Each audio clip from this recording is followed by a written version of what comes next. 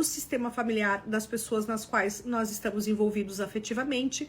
Então, na verdade, a nossa relação é em todas as esferas. Então, entender sobre essas leis é fundamental e as cartas sistêmicas vão nos ajudar exatamente a entender como o terapeuta já vai ter mapeado essas vivências todas para que ele possa entender como ele vai usar.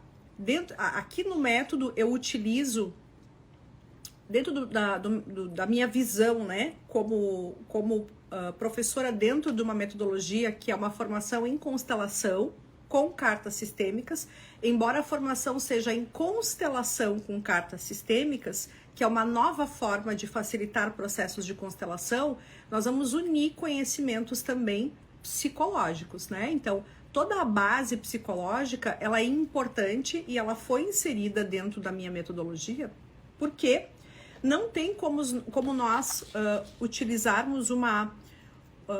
não existe como nós facilitarmos um processo de autocura de forma completa se nós não inserirmos nas harmonizações que nós vamos fazer ou no cuidado terapêutico que nós vamos ter com o nosso paciente, se nós não inserirmos a compreensão de todas as vivências que acontecem em todas as fases de desenvolvimento, né? E aqui eu estou iniciando nesta vida essa compreensão desde a pré-concepção.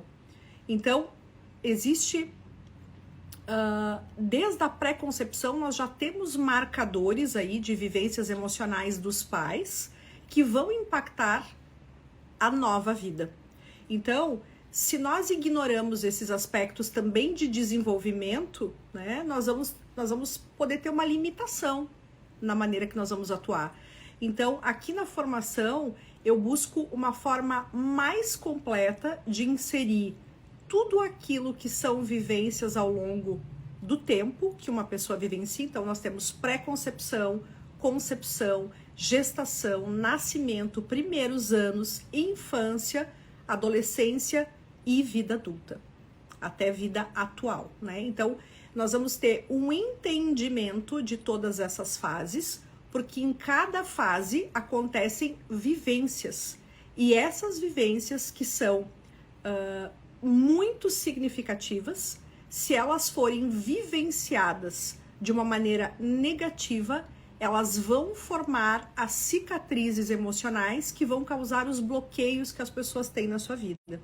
Então, o que vai acontecer? Se eu ignoro todas essas vivências, eu vou ter que abrir uma constelação e vou trabalhar um único aspecto na vida daquela pessoa.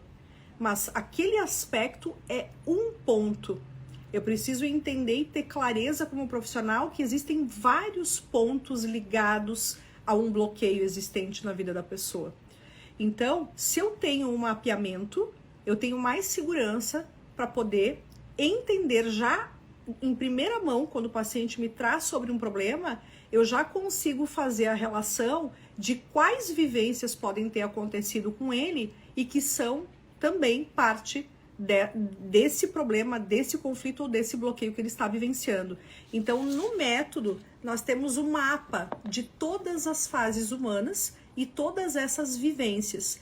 E cada uma dessas vivências, você teria que abrir uma constelação para saber e tentar descobrir nessa constelação o que está acontecendo com essa pessoa e qual vivência, ou qual ancestral, ou qual familiar estaria ligado a essa vivência. Qual é a conflitiva que esse paciente estaria vivendo e que estaria ligado a essa vivência.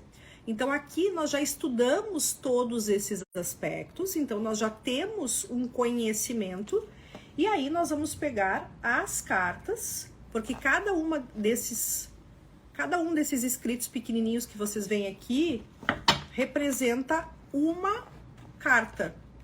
E uma carta aqui, cada uma dessas cartas representa um trabalho terapêutico que eu vou fazer. Então, se eu tenho esses problemas ligados à hierarquia, por exemplo, estou vivendo aqui um desrespeito à ordem da hierarquia, onde eu, por exemplo, não respeito a posição dos meus pais, onde eu me sinto superior aos meus pais, por exemplo, o que acontece? Eu preciso ter um alinhamento, porque a minha alma vai sentir um peso se eu tô fora do meu lugar.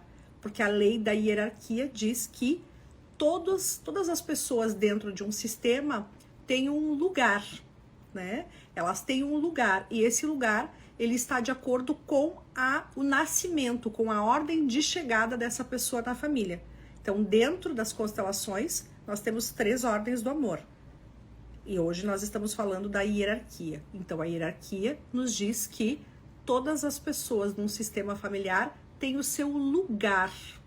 E esse lugar traz força, traz potência, traz equilíbrio, traz uma sensação de que eu estou tranquilo para seguir em direção à minha vida. Eu não sinto peso, eu sinto que eu posso seguir em direção à vida.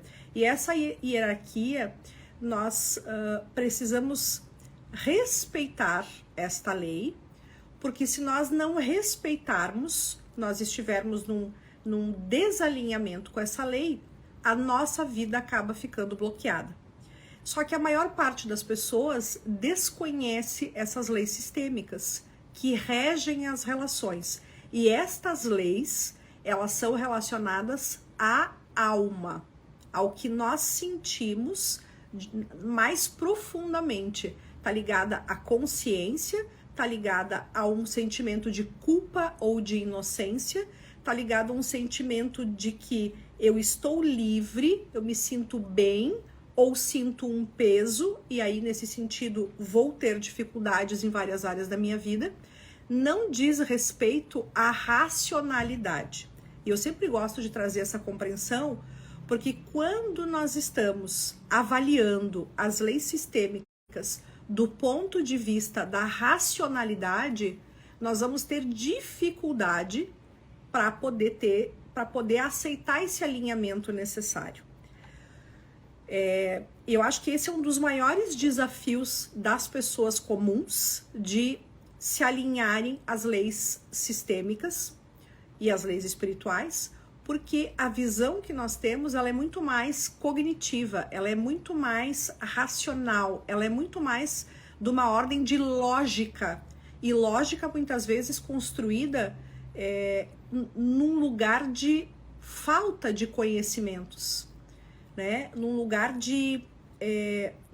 com uma visão de mundo construída de uma maneira muito limitada, de uma maneira às vezes muito autoritária, de uma maneira muito parcial, né? Então, aqui eu ensino então os profissionais que atuam dentro do método, nós vamos trazer essa consciência destas leis, que são reveladoras, porque elas explicam os comportamentos das pessoas. E os comportamentos humanos, eles não são racionais. A maior parte dos comportamentos, eles são sustentados por aquilo que foi construído ao longo da vida e que criou um magnetismo e criou uma estrutura de personalidade e compele as pessoas a determinados comportamentos. Então, se eu tenho vivências ao longo da minha vida, né, são essas vivências positivas e negativas que estruturam quem eu sou, estruturam a minha personalidade. Mas essas vivências, se forem vivenciadas de forma negativa e não ressignificada, não resolvida, elas vão criar uma estrutura de personalidade disfuncional ou patológica. E aí nós temos transtornos de humor, transtornos de personalidade, né? Ou seja, os transtornos psicológicos todos, né, que se relacionam a transtorno da autoimagem, né, como nós nos enxergamos, como nós enxergamos as pessoas, né, os transtornos que são relacionados à depressão, à ansiedade,